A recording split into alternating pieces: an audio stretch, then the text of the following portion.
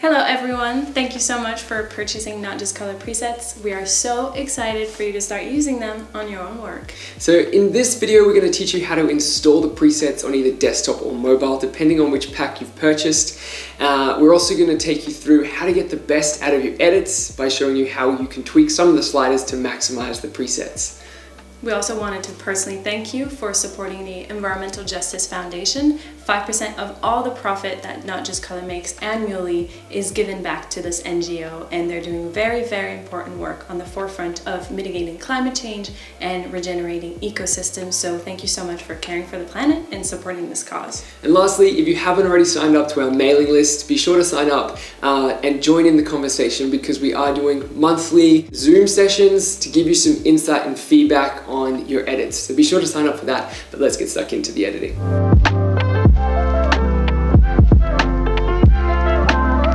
After you've downloaded and unzipped your presets, you'll notice a whole heap of .xmp files in the folder titled with whichever pack you have purchased. Now, if you've purchased any of the GoPro packs, you'll notice that they also come with vignettes. So it looks like there's double, but it just is the same amount of presets as we've listed on the website. Now, the first thing you'll have to do to import the presets is to open Adobe Lightroom Classic. Hopefully it's installed on your computer, and head to the Develop window. If you're in the library, then click on the Develop tab and open your Preset tab, which is over on the left. To import the presets, simply click the plus button and scroll down to Import Preset. Navigate your way to wherever you have saved your preset folder. Open the folder which contains the .xmp files and simply highlight each of the XMP files and click Import. This will import all of your presets into a named categorical folder, which you can now access to apply to your photos. If you're editing with Lightroom Creative Cloud on desktop, you can also import your .xmp files just as easily.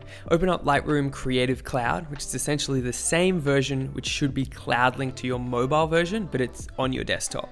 Click on the Preset tab located at the bottom right-hand corner of the interface, and then in the top right-hand corner of the Presets tab, you will see 3 dots. So click on the dots, scroll down to the option of Import Presets, navigate your way to wherever you have saved your purchased unzipped NotJustColour presets folder, and once highlighted, click Import.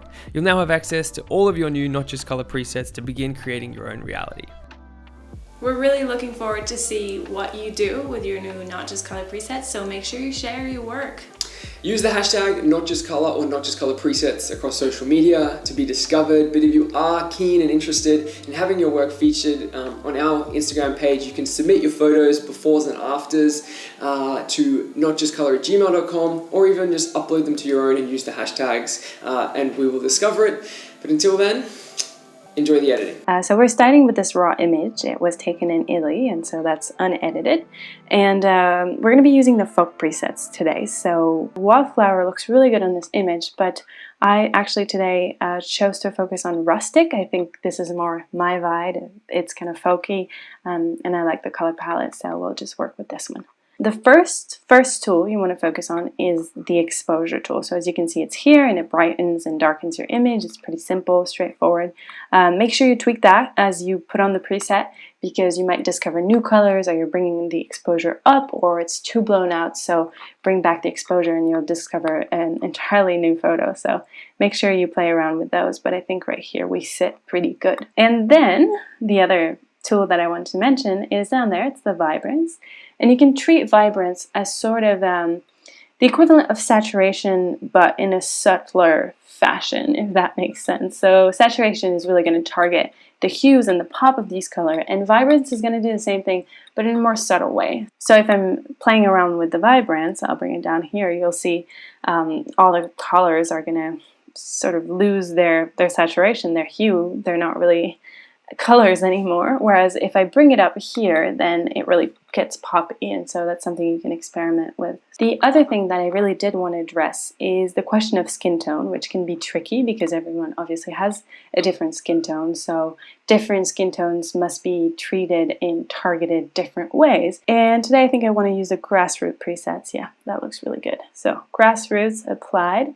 I'm not going to tweak anything, but you know, again, what you can do. So maybe the exposure looks better a little lower. But what I really want to talk about is this orange and yellow luminance. So the luminance, as you can see, I'm bringing it down, is really sort of going to decide how much vibrancy and how much color and intensity of color there is going to be in the orange. And so orange is usually where the skin tone sits, and so when you're tweaking it, that's what's going to change. So if you want to have sort of darker skin tone, you'd go darker here. If you want a lighter, you'd go here. But also if you want to find something that fits you, or you see that when you've applied the preset, all of a sudden you're super orange and you didn't want that, then play around with the luminance of the orange and the reds. The last resort, if you're still not finding your right skin tone, is you can play around with the hue of the skin tone. As you can see here, I'm becoming red and yellow, but somewhere here is where I'd want to be for my skin. So there you go, somewhere here.